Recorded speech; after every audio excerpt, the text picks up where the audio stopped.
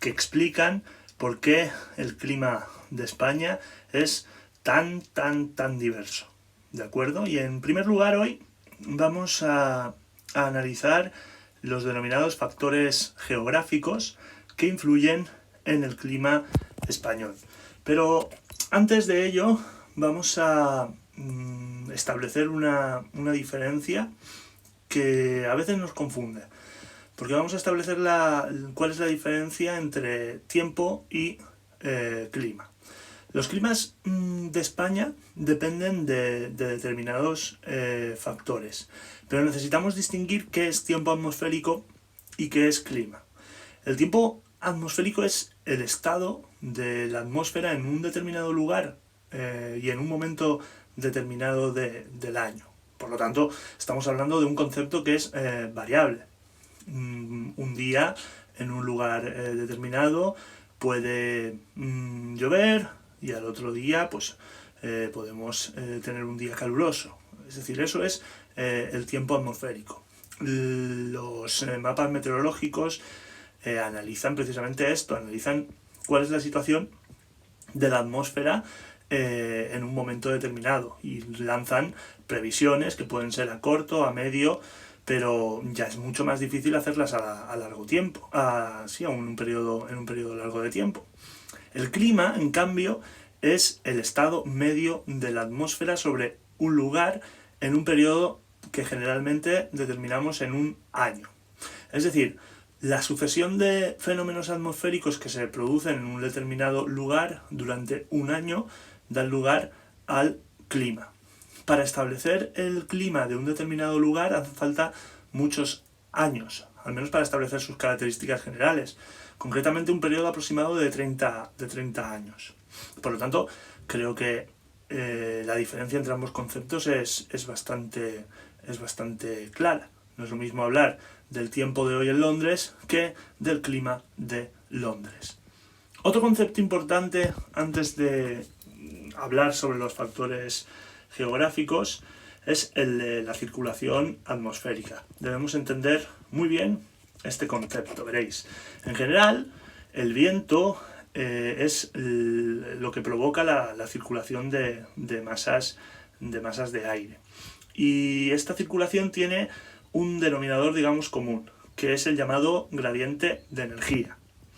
La Tierra, obviamente, recibe del Sol luz y calor, pero a causa del grado de inclinación que la Tierra presenta sobre su eje, las zonas ecuatoriales y tropicales son las que reciben la mayor parte de esta energía, estableciéndose un gradiente entre el ecuador y los polos.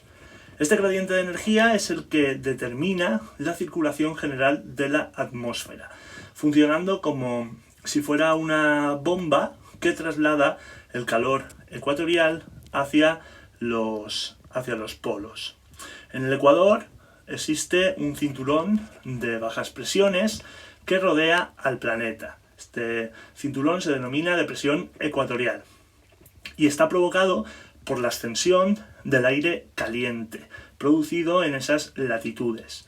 Al subir el aire caliente, este se enfría en contacto con las capas más altas de la troposfera y pierde gran parte de la humedad que contenía, que generalmente acaba descargándose en forma de lluvia, volviendo por tanto a descender. De igual manera, el ascenso del aire caliente genera el llamado cinturón de bajas presiones ecuatoriales. Es decir, el aire que desciende pues genera núcleos de altas presiones. ¿De acuerdo? Y recordaros que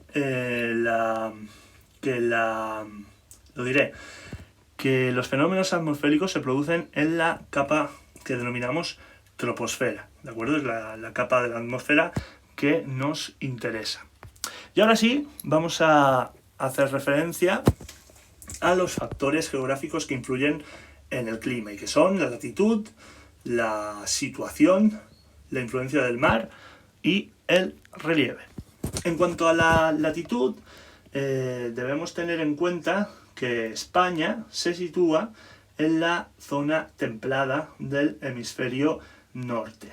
Es decir, se localiza en las denominadas latitudes medias del globo.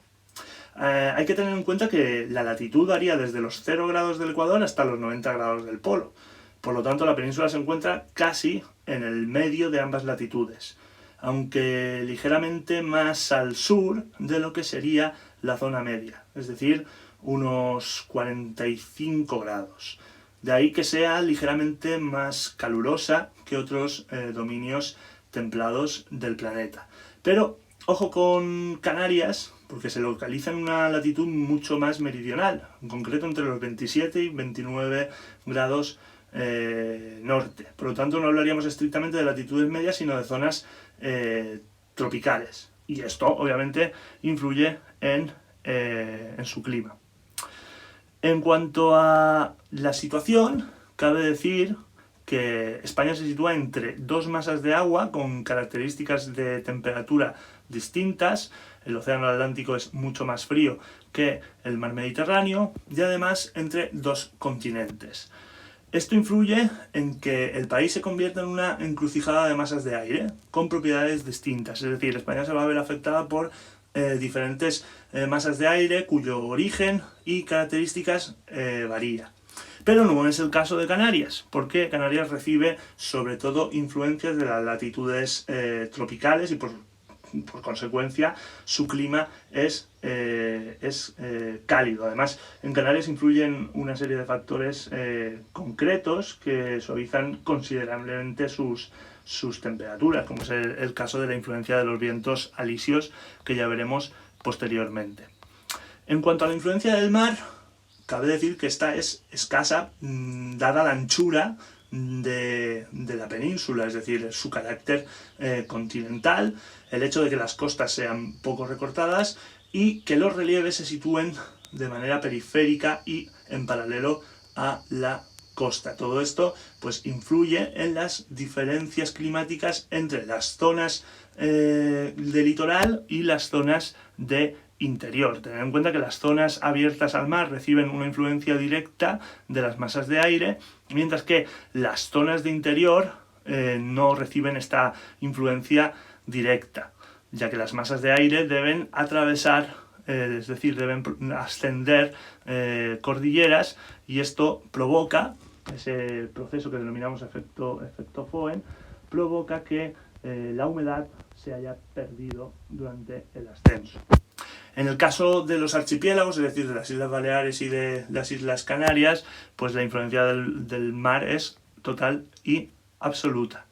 Además, conviene tener claro cuál es el llamado régimen de brisas, es decir, si queremos comprender por qué en las zonas del litoral el mar influye de manera total y absoluta, debemos comprender este régimen de brisas que se produce tanto en verano como en invierno. Las brisas lo que hacen es regular las temperaturas, suavizarlas por tanto en la estación más calurosa, que es el verano, como en la estación más fría, que es el invierno. Además, este proceso de regularización de las temperaturas se produce también entre el día y la noche. Un proceso que, como digo, cumple la función de regular, de suavizar las temperaturas y que no se da en las zonas de interior, ya que la influencia de la brisa marina no llega a penetrar en estas zonas. El relieve, la forma en la que el relieve se dispone, es el hecho de que los sistemas más montañosos más importantes se sitúen de manera paralela y muy próxima a la costa, frena la influencia del mar en las temperaturas y en las precipitaciones. Hay una zona en la que esto no ocurre, que es el valle del Guadalquivir, que sí que está abierto a la influencia marina. Además, la posición oeste-este de la mayoría de los relieves dificulta la entrada de determinadas masas de aire, sobre todo aquellas que siguen dirección norte-sur, pero favorece la entrada de masas del oeste, que cuando quieren llegar al interior lo hacen sin humedad. Además, y el ejemplo número 1 de esto es la depresión del Ebro, hay mogollón de cuencas sedimentarias que se encuentran encerradas por montañas y por lo tanto las precipitaciones allí son escasas, ya que las masas de aire precipitan antes de que se produzca el descenso de las cordilleras, en lo que denominamos el efecto Foehn.